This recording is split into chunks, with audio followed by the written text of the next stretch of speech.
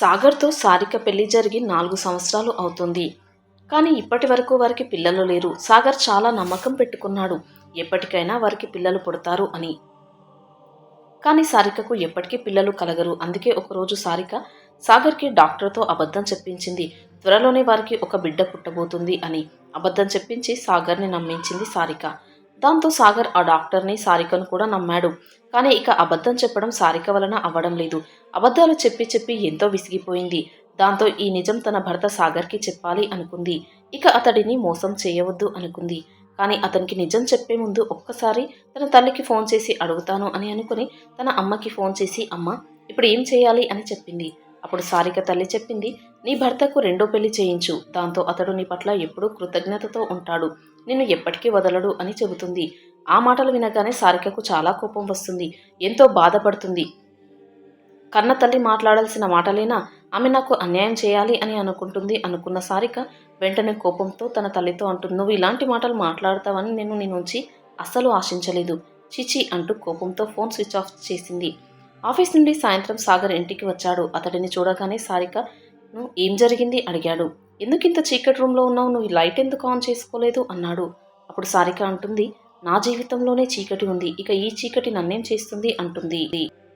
దాంతో సాగర్ అయోమయంతో, సారిక అసలు ఏమైంది, ఈ మాటలేంటి అన్నాడు. అప్పుడు సారిక చెప్పింది, సాగర్ నేను ఎప్పటికీ తల్లిని కాలేను, డాక్టర్ ఇప్పుడు నాకు చెప్పింది అని చెప్పింది. దాంతో సాగర్ ముఖంలో ఉన్న కాంతి క్షణంలో మాయమైపోయింది. బాధ అలుముకుంది. ఆ తర్వాత తీరుకొని వెంటనే సారిక చేతి పట్టుకొని అన్నాడు, సారిక ఎందుకంత బాధపడుతున్నావు, నాకు నువ్వు, నీకు నేను ఉన్నాము చాలు అంటాడు. ఆ మాటలు వినగానే సారికకు ధైర్యం వచ్చింది. కానీ ఒకరోజు సారిక అత్త పక్కింటి వాళ్ళతో నా కొడుక్కి రెండో పెళ్లి చేయాలి అని చెబుతుంది. ఆ మాటలు విన్న సారిక ఎంతో వేదన పడింది. సాగర్ రాగానే తన తల్లి పక్కింటి వాళ్ళతో చెప్పిన మాటలని చెప్పింది. అప్పుడు కోపం తెచ్చుకున్న సాగర్ వెంటనే సారిక చెయ్యి పట్టుకుని తల్లి ముందు నిలబెట్టి, అమ్మ నేను నా జీవితంలో భార్యగా సారికను తప్ప మరి ఇంకెవరిని ఊహించలేను. నేను నా భార్యను నా జీవితంలో నుండి ఎప్పటికీ తొలగించలేను. రెండో పెళ్లి విషయం ఇక నువ్వు ఎప్పటికీ ఎవరితో చర్చించవద్దు అంటాడు. ఆ మాటలు విని సారిక అత్తగారు అంటారు, నాకు నీ జీవితం ముఖ్యం, నేను నీ పైన ప్రేమతోనే ఇదంతా చేస్తూ ఉన్నాను. మన వంశం అభివృద్ధి చెందాలి కదా, కానీ నీకు నా పైన, మన కుటుంబం కంటే కూడా నీ భార్య పైననే ఇంత ప్రేమ చూపిస్తున్నావు అని నేను అస్సలు ఊహించలేను అంటూ మండిపడుతుంది. అయినా కూడా ఆ మాటలు ఏవీ పట్టించుకోకుండా సాగర్, అమ్మ నేను ఖచ్చితంగా చెప్తున్నాను, రెండో పెళ్లి చేసుకోను అని చెప్పి అక్కడి నుంచి సారికను తీసుకుని వెళ్తాడు. దాంతో సారికకు ఎంతో ధైర్యం వస్తుంది. ఆ తర్వాత సారిక కిచెన్లో పనిచేయడానికి వెళ్తున్నప్పుడు తన అత్త తన ఆడపడుచుతో ఫోన్లో మాట్లాడుతున్న మాటలు వింటుంది. తన అత్తగారు ఫోన్లో చెబుతుంది, మీ అన్నయ్యకు తప్పకుండా రెండవ పెళ్లి చేద్దాం, నువ్వు మంచి అమ్మాయిని వెతుకు అని చెబుతుంది. ఆ మాటలు వినగానే సారిక గుండె పగిలిపోయింది. తనకు ఏం చేయాలో అర్థం కాలేదు. వెంటనే సలహా కోసం తన తల్లికి ఫోన్ చేయాలి అనుకుంది. అలా అనుకుని తన తల్లికి ఫోన్ చేస్తే మాత్రం ఆమె ఏమంటుందిలే, తన భర్తకి రెండో పెళ్లి చేయమంటుంది, ఆమె కూడా మా అత్తలాగానే తయారైంది, ఇద్దరూ నా జీవితాన్ని పాడు చేయాలి అనుకుంటున్నారు అనుకుంది సారిక. అయినా కానీ ఒకసారి ఫోన్ చేద్దాము అని తన తల్లికి ఫోన్ చేస్తుంది. అలా ఫోన్ చేసి సారిక ఏడుస్తూ ఉంటుంది. అప్పుడు సారిక తల్లి అంటుంది, అమ్మ సారిక అసలు నువ్వు ఇన్నాళ్ళు నాతో ఎందుకు మాట్లాడడం లేదు, నువ్వు ఫోన్ ఎందుకు స్విచ్ ఆఫ్ చేశావు, అసలు ఏమైంది, ఎందుకు ఏడుస్తున్నావు అంటుంది. అప్పుడు సారిక ఏడుస్తూ చెప్తుంది, అమ్మ ఇక అయిపోయింది, నా జీవితం ఇంతటితో అయిపోయింది, ఇక నా జీవితం అంతా పుట్టింట్లో ఉండాల్సిన పరిస్థితి నాకు వచ్చింది. మా అత్తగారు నా భర్తకు రెండవ పెళ్లి చేయాలి అని చూస్తుంది. నాకు పిల్లలు కలగరు అన్న విషయం తెలిసినప్పటి నుంచి నన్ను ఆ ఇంట్లో నుంచి పంపించేయాలి అని చూపిస్తుంది. పక్కింటి వాళ్ళందరితోనూ చెబుతూ ఉంది. తన కూతురితో కూడా ఫోన్లో చెబుతూ ఉంటే విన్నాను. కానీ సాగర్ మాత్రం చాలా మంచి వ్యక్తి, అతడు నాతోటే ఉండాలి అనుకుంటున్నాడు. కానీ నాకు భయం వేస్తుంది. తల్లిదండ్రుల మాటలు, తన చెల్లెల మాటలు విని అతడు పిల్లల కోసం రెండవ పెళ్లి చేసుకుంటాడేమో అని చెబుతుంది సారిక. అప్పుడు సారిక తల్లి చెబుతుంది, నీకు ఈ పరిస్థితి ఎంత బాధగా ఉంటుందో నేను అర్థం చేసుకోగలను. కాబట్టి నేను చెప్పినట్టు చెయ్యి, నువ్వు ఒక అమ్మాయిని చూసి నీ భర్తకిచ్చి పెళ్లి చేసేయి. ఎందుకంటే అతడికి ఎంతో ఆస్తి ఉంది. ఆ ఆస్తినంతా అతని తర్వాత ఎవరికి ఇవ్వాలి, తనకంటూ ఒక వారసుడు కావాలి అన్న ఆలోచన ఇప్పుడు కాకుంటే మరింకోసారైనా వస్తుంది కదా. అప్పుడు నిన్ను వదిలేసి వేరే పెళ్లి చేసుకుంటాడు. అలా కాకుండా నువ్వే అతడికి నీకు నచ్చిన అమ్మాయినిచ్చి పెళ్లి చేస్తే ఆ అమ్మాయి నిన్ను బాగా చూసుకుంటుంది. అలాగే మీ వారు పైన నీ పైన ఎంతో కృతజ్ఞతతో, ఎంతో ప్రేమతో ఉంటాడు. అప్పుడు నిన్ను వదులుకోడు. అలాగే ఆ అమ్మాయిని, చాలా అమాయకురాలైన అమ్మాయిని, చాలా పేదింటి అమ్మాయిని నువ్వు తీసుకొచ్చి అతనితో పెళ్లి చేయించు. దాంతో ఆ అమ్మాయి చాలా అమాయకంగా ఉంటుంది కాబట్టి నీకు ఎటువంటి ఇబ్బంది కలగదు.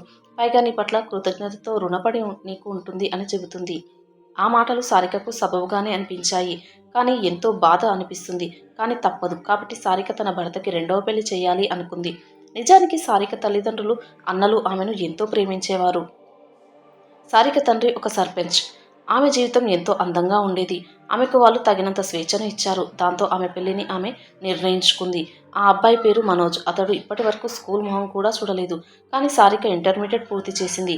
ఆ ఊరిలో ఇంటర్మీడియట్ ఒక అమ్మాయి పాస్ అయిందంటే చాలా పెద్ద విషయం. కానీ మనోజ్ చాలా వింత వ్యక్తి. సారిక అన్నలు చదువుకోలేదు. అయినా కూడా వారికి మంచి మర్యాద తెలుసు. ఎవరితో ఎలా ప్రవర్తించాలో తెలుసు.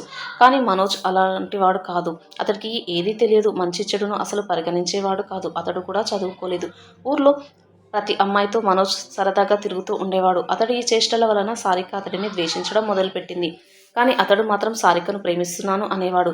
దాంతో నువ్వు ఊర్లో ఉన్న అందరు అమ్మాయిలతో తిరుగుతూ ఉంటావు, మరి నా వెంట ఎందుకు పడుతున్నావు, నన్ను పెళ్లి చేసుకుంటాను అంటావు ఎందుకు అడిగింది. అప్పుడు మనోజ్ చెప్తాడు, వాళ్ళంతా ఏదో సరదాగా మాట్లాడుతున్నారు అంతే, అంతకుమించి ఏమీ లేదు అంటూ ఉండేవాడు. ఒకసారి ఊర్లో జాతరలో మంచి గాజులు తీసుకొచ్చి సారికకు ఇచ్చాడు. కానీ సారికకు అతనిపై కోపం పోలేదు. దాంతో కోపం తెచ్చుకుంది. ఆ గాజులను కింద పడేసింది. అప్పుడు అతడి కళ్ళలో నీళ్లు తిరిగాయి.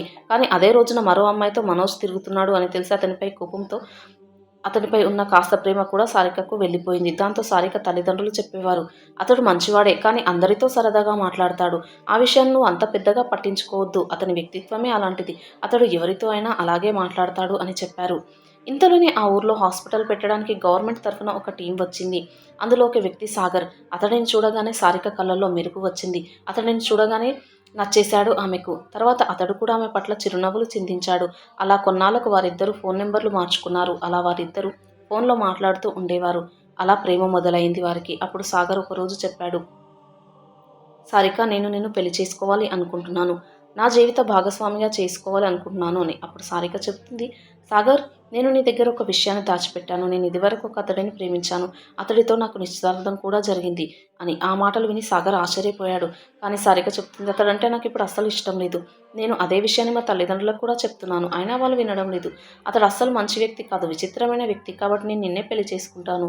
నువ్వు మీ తల్లిదండ్రులతో పాటు వచ్చి మా తల్లిదండ్రులను ఒప్పించి నన్ను పెళ్లి చేసుకో అని చెప్తుంది.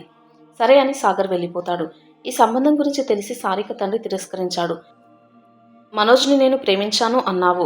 అతడు చాలా మంచి వ్యక్తిని అన్నావు. నిశ్చితార్థం కూడా అయ్యాక నువ్వు అతడిని ఇప్పుడు కాదని వేరే అతడిని పెళ్లి చేసుకుంటాను అంటే దీనికి నేను అస్సలు ఒప్పుకోను అంటాడు. ఆ మాటలు విని సారిక కళ్ళలో నీళ్లు తిరిగాయి.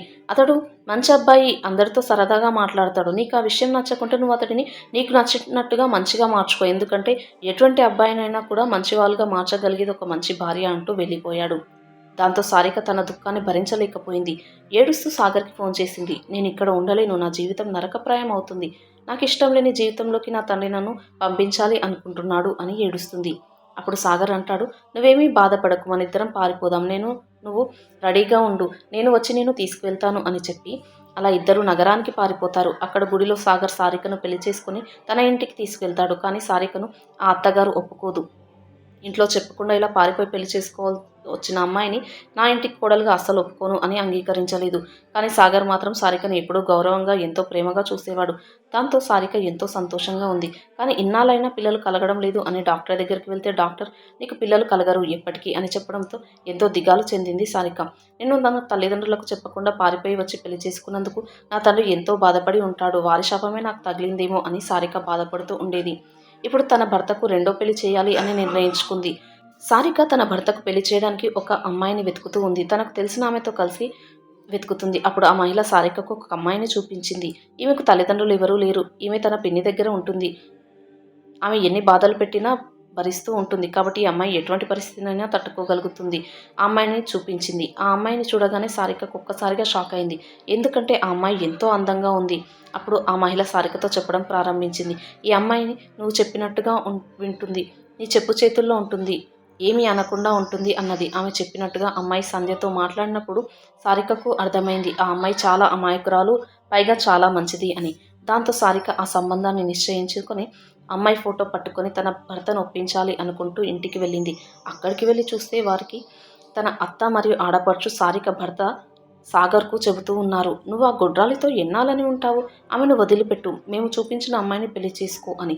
అప్పుడు సాగర్ అంటున్నాడు, అసలు మీరిద్దరూ ఏం మాట్లాడుతున్నారు, నేను నా భార్యను పిల్లల కోసం పెళ్లి చేసుకోలేదు. నాకామంటే చాలా ఇష్టం. నేను నా భార్యను వదిలిపెట్టను. ఇంకోసారి ఈ మాటలు చెప్పవద్దు అంటూ లోపలికి వెళ్ళిపోయాడు. ఆ మాటలు వినగానే సారికకు చాలా కోపం వచ్చింది అత్త ఆడపడుచు పైన. కానీ సాగర్ యొక్క మాటలు తనకు ఎంతో ధైర్యాన్ని ఇచ్చాయి సారికకు. తర్వాత సారిక సాగర్తో చెప్తుంది, సాగర్ నువ్వు రెండో పెళ్లి చేసుకొని అని. ఆ మాటలు విని సాగర్ ఎంతో షాక్ అవుతాడు. మా అమ్మ వాళ్ళలాగా నువ్వు కూడా ఏంటి అసలు? ఎందుకు ఇలా మాట్లాడుతున్నావు అని. అప్పుడు సారిక చెప్తుంది, సాగర్ మనకు పిల్లలు కావాలి కదా, కాబట్టి నువ్వు పెళ్లి చేసుకో. కాకపోతే మీ అమ్మ చూపించిన అమ్మాయిని కాకుండా నేను చూపించిన అమ్మాయిని పెళ్లి చేసుకో అంటుంది. అప్పుడు సాగర్ అంటాడు, లేదు నేను ఎవరిని చేసుకోను అంటాడు. దాంతో మొహం మార్చుకుంటుంది సారిక. తను ఎన్నో రోజులు మొహం మార్చుకొని అతనితో మాట్లాడకుండా ఏడుస్తూ ఉంటుంది.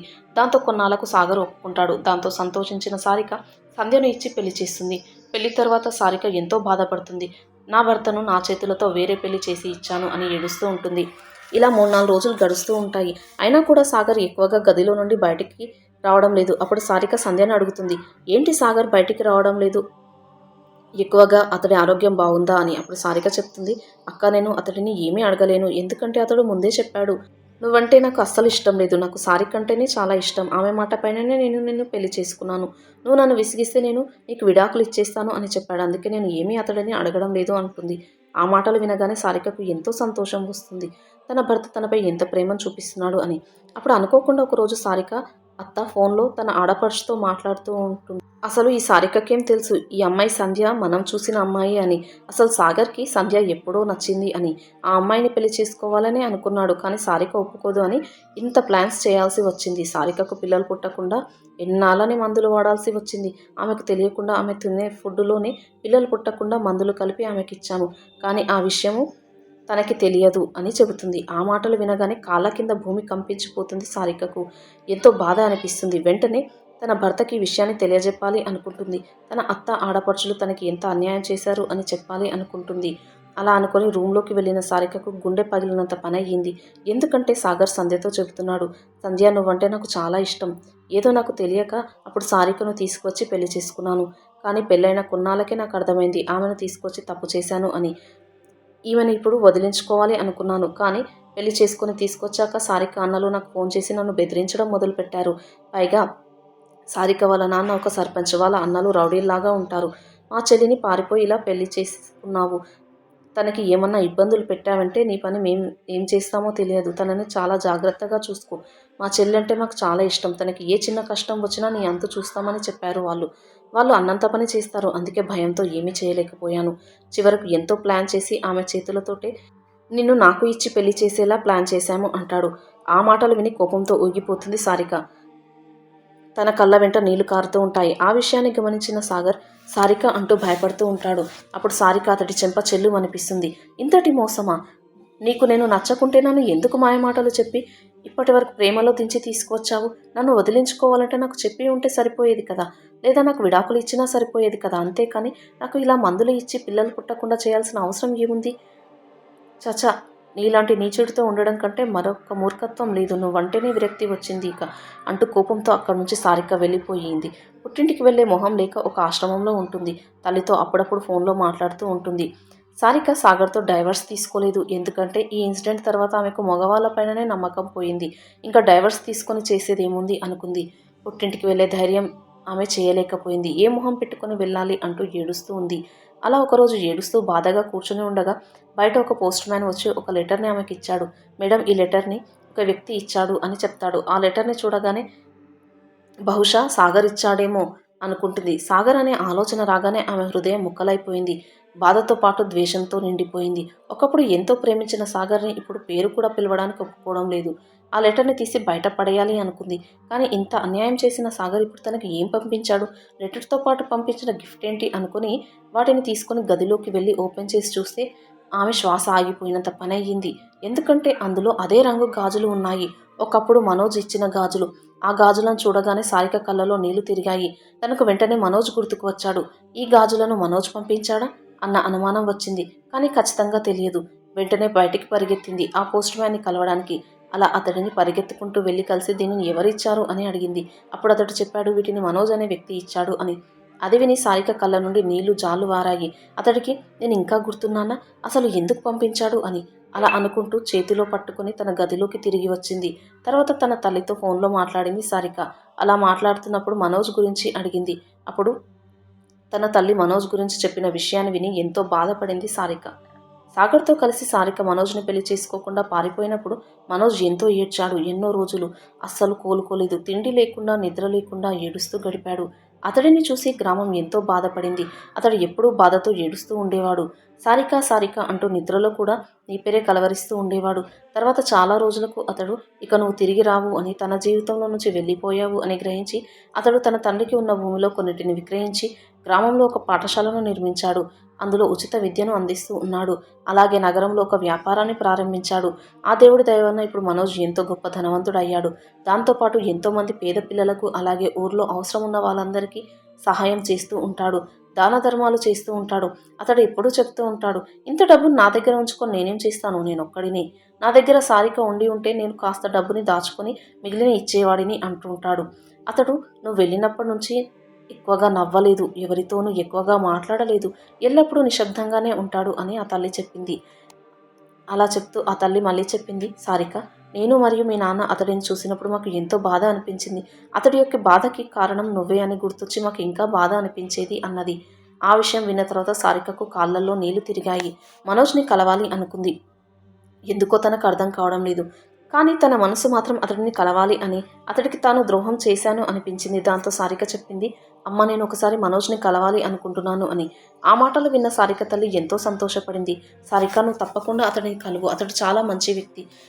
నీ జీవితం చాలా బాగుంటుంది. అతడు నిన్ను ఇప్పటికీ మర్చిపోలేదు. నువ్వు అతనితో నీ జీవితాన్ని కొనసాగించు అని చెప్పింది.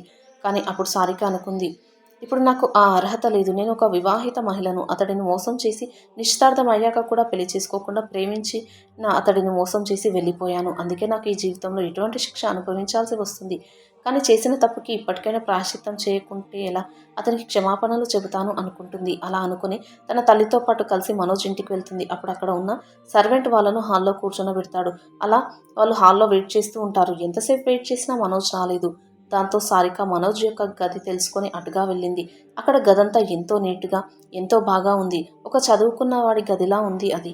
తనకు వెంటనే గుర్తుకు వచ్చింది, ఒకప్పుడు అతడు విచిత్రమైన వ్యక్తి అని, అసలు చదువు రాదు అని హేళనగా మాట్లాడిన వ్యక్తి ఇప్పుడు ఎంత ఉన్నత స్థాయికి ఎదిగాడు అని అనుకుంది.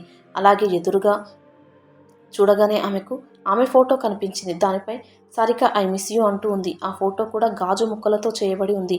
అది చూడగానే సారిక కళ్ళలో నీళ్లు తిరిగాయి.